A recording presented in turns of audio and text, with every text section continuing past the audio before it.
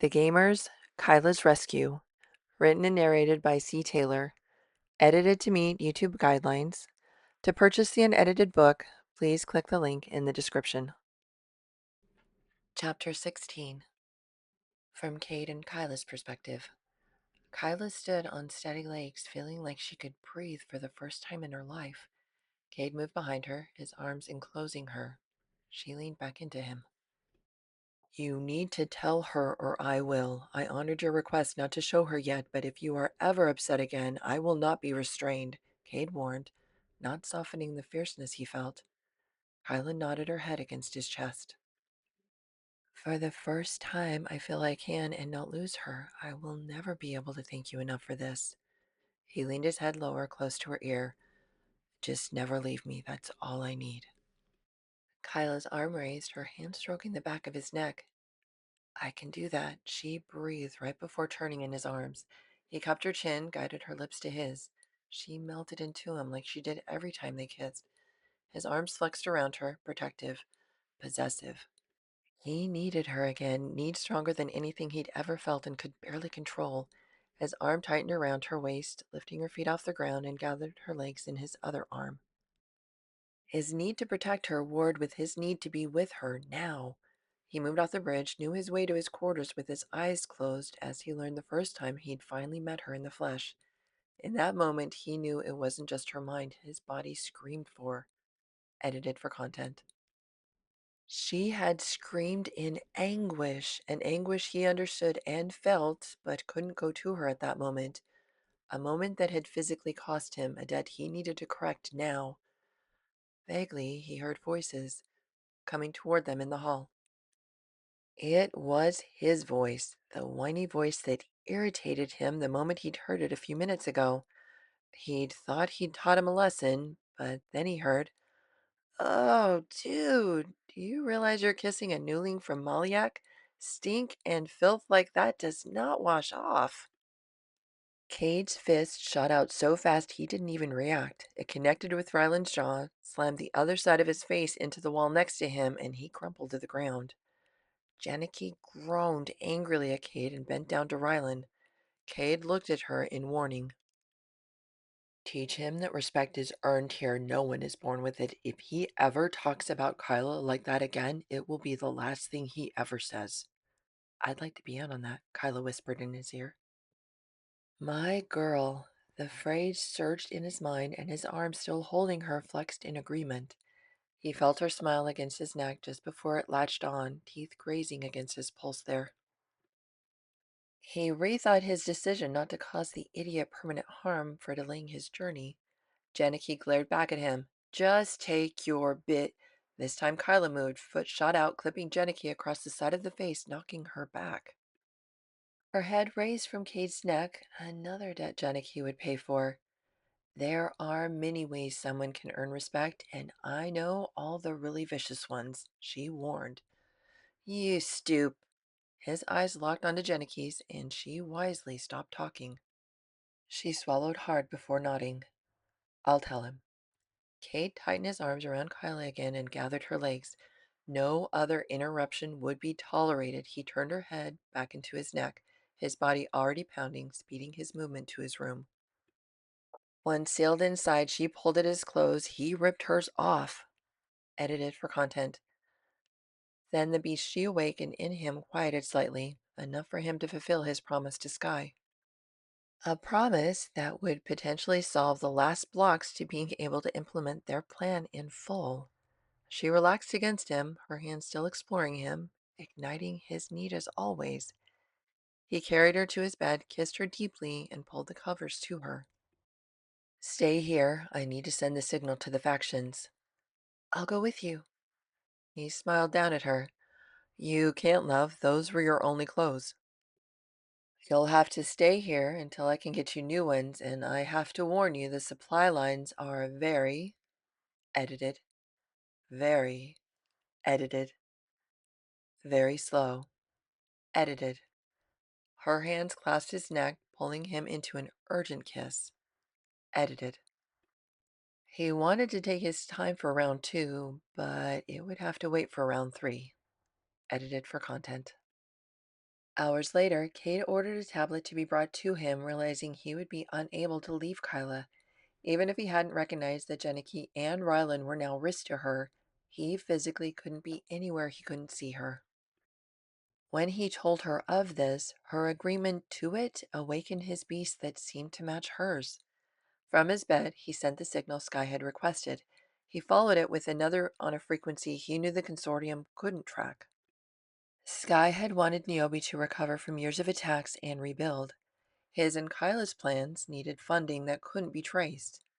The factions needed a common project to unite them completely. The scheme solidified when Sky had admitted what she left on Niobe. Production would be limited at first, but if Sky could create more devices once they acquired the needed material, then their timeline could be accelerated. How does she do that, acquire everything we need before she even knows we need it? She acquired a chameleon class, then had everything set up for us to start financing our plans, plus unite the factions. Cade shook his head, still unable to understand the changes in just a few days. Kyla's hands were exploring him. He enjoyed the challenge of completing his work before giving in to their body's demands, knowing the moment he gave in, his efforts would be more than rewarded. Her head raised to catch his eyes. I don't know, but let me be very clear. Even if she was of no use to the plan, nothing more than a use of resources, I still need her. She's a non-negotiable. Her tone was cold, hard, challenging. Cade was thankful to have confirmed Sky was not the threat he originally thought. Otherwise, this conversation would have proven problematic. He smiled, something he'd never done before meeting Kyla. It still felt strange, but he was getting used to it. Jareth reported she's still resting without sedation. So far, it seems you were able to reprogram her, at least the messages the micro AI were telling her. You must realize I will need to monitor her again once she wakes. Her hand stopped exploring, her body stiffened against him. He wanted to growl, but he just stilled next to her. I stand by my previous statement, not negotiable. His arms flexed around her, he leaned his head to her ear. You have my word. She relaxed, her hands continued their magic. He needed a little more information from her before he could give in to the need taking over. Tell me everything you know about this Rylan idiot. She groaned. They grew up together, their families knew each other from when they were young. Then they bonded when they both started having issues with qualifying for an internship. She keeps telling me he's nice to her when they're alone, but what he said about her when they were around others, I wish I had been the one that hit him in his smug face. Why does she allow it? Just like most of her actions, it confounded him. She has this way of weighing pros and cons. He was the only person in her founder world she had. It was the same pros and cons that kept me as her friend, even though I was a newling from the most terrifying and humiliating planet in the known universes. I couldn't argue with it without potentially losing her. Is that something we can reprogram in her? This variable was proving difficult for him to calculate. I'm not sure. She was friends with him before I came to the planet. He was already treating her badly by the time I arrived. I used to watch her before our first simulation together. She's always been loyal to a fault. I updated her code to never feel the need to leave me, but that's the only part of her psyche I can definitely attribute to the AI.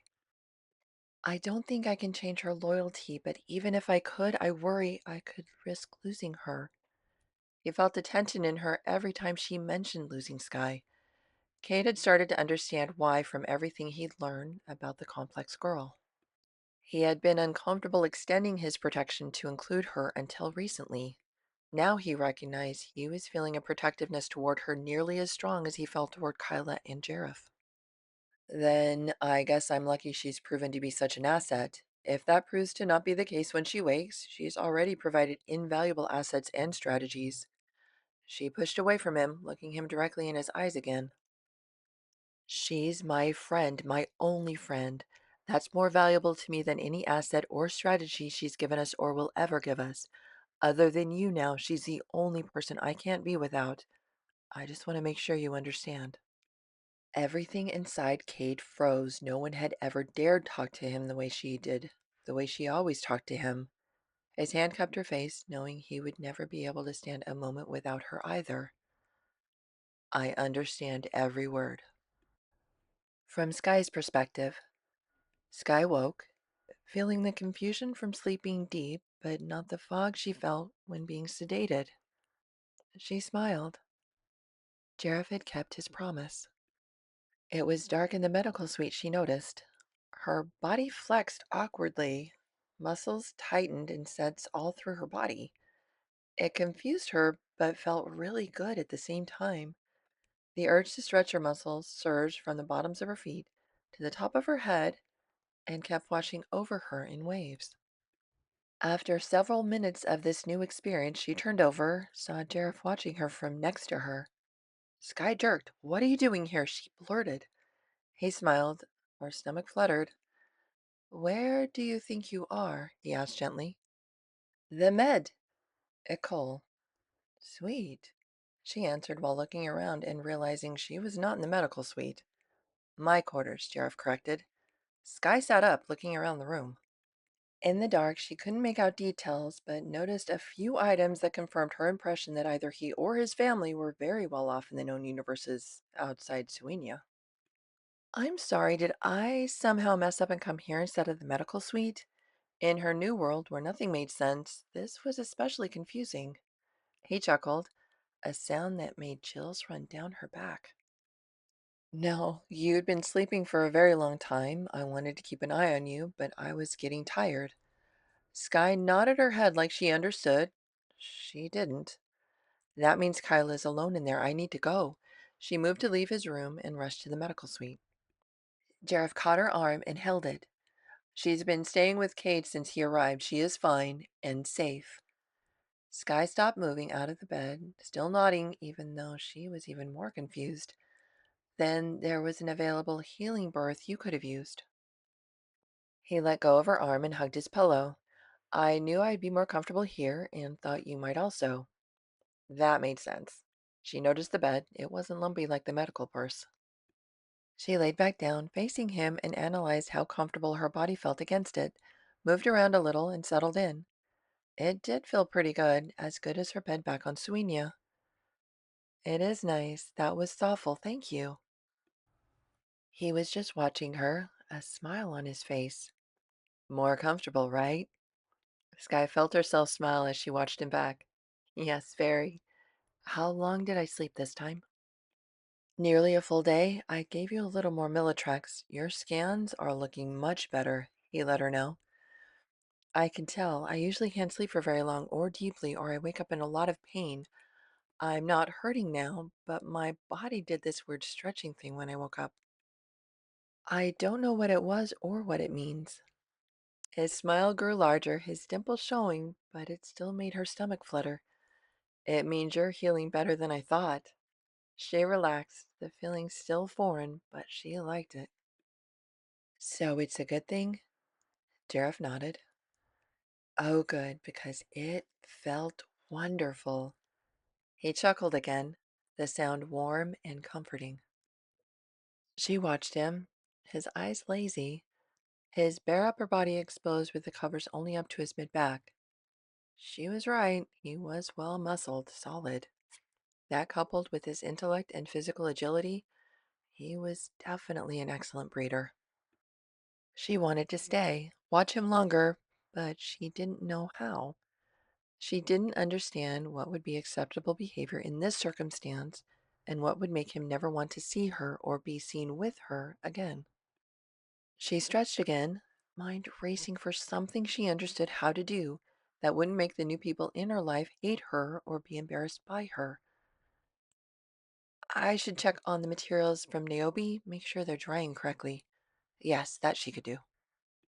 Sky could make sure the valuable resources they had collected from Niobe would be safely stored for future use. Now Jareth stretched and rolled over. The sight of it made Sky's mouth go dry. "I'll go with you," he offered. "No!" Sky blurted out desperately before she could stop herself. She needed time alone, time to think. She felt different. Her thoughts were different. She could already tell. She needed time and space to acclimatize before interacting with anyone. She had too much to lose if she didn't do this right, but she had no idea what right was now. You look like you're still tired. Rest. I can do this, she offered to cover for her outburst. Will you come back when you're done? He asked. Sky looked back at him. You've healed me. You don't need to worry about me now. Will you come back when you're done? He repeated in a more serious tone. She shook her head. Jareth moved again. Then I'm coming with you. This time Sky reached out to stop him. Jareth, please. He paused, watching her. Sky, I felt like for a moment after you woke, there was a window open to you. One that I could step through and finally see you. Now it feels like you're trying to close it again, and I don't like it. This stopped Sky.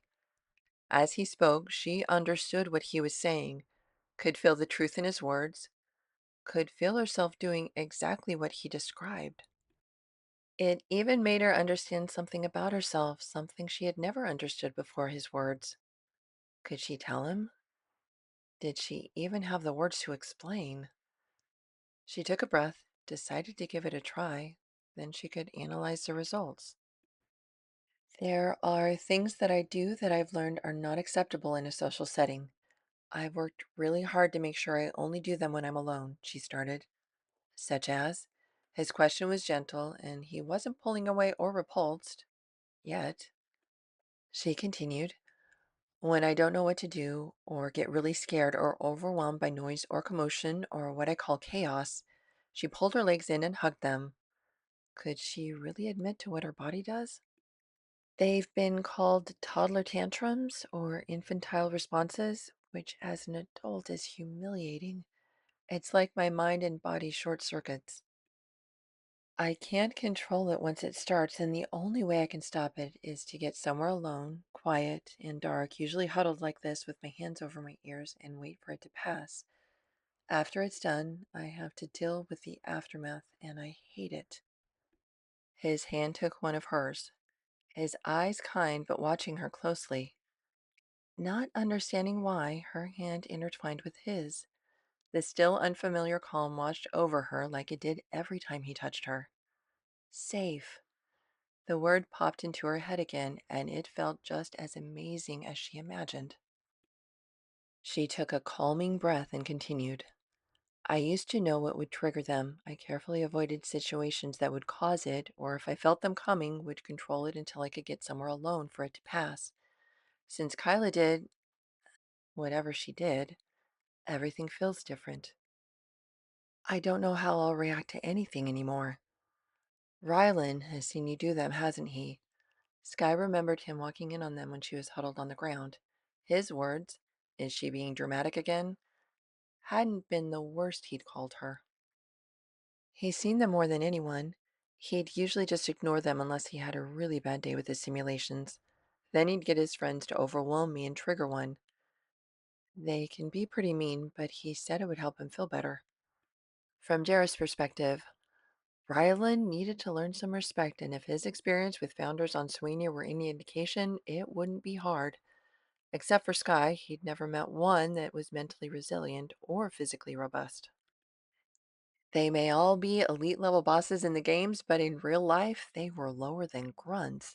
His lips twitched as the first ideas of retaliation on Sky's behalf sprang to his mind. Cold fury made every muscle in Jareth's body twitch, every muscle except the hand holding Sky's. He kept that one relaxed, carefully rubbing his thumb over the back of her hand. The window he was enjoying so far had stayed open, showing her strength, her fears, her pain. He wanted to know everything he could about her, but he knew if he showed the smallest sign of distress, she would close up more secure than a potentate convoy. Whatever Kyla had altered in her must have caused some changes, fundamental changes, that would have her questioning all the established regulations she used to fit into an existence that was difficult for her to understand. You want to be alone until you can figure out how to manage now that everything you feel is different? His words were gentle, hoping he understood what she was trying to explain. Sky dropped her eyes. He felt a drop of moisture on his hand that fell from her eyes. Slowly she nodded. Sheriff understood that meant this window Sky had opened would close him out without any idea of how long it would take to open again, if it ever did. What he didn't understand was why the thought of that happening made him feel so desperately alone. How do you do that? Sky asked, looking back at him. Sheriff narrowed his eyes in confusion. Do what? Explain how I feel so clearly. I can't do that. Whenever I try, people either get mad at me or look at me like I'm crazy. He tightened the hand holding hers. I don't know. You just make sense to me. The idea came to his head. Could it work? If you'd like, I could see if I could help your reorientation to your new reality. She could close the window, as long as he was inside with her. She watched him a moment. Then her eyes looked up, eyebrows pulled together, and her eyes started to search. She was thinking. He found himself holding his breath, hoping her conclusion would be to agree. You've seen some mild attacks. They can be worse, much worse. Really bad ones, I break things, hurt myself, and bang my head. That's okay, he affirmed and waited for any other concerns. Her eyes lowered back to his. You don't have to. I'm kind of a mess, but I can figure it out. I'd like to try if you're willing. Again, he held his breath. If you change your mind, please tell me so I can stop, she requested. Yeah, that was never going to happen.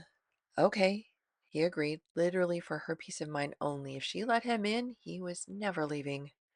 She smiled, that beautiful lift of her lips. Okay. His hand tightened again. Okay. He was in. Window closed or not, she let him in. Do we need to check the drying Militrex supplies? Oh, no, they're fine.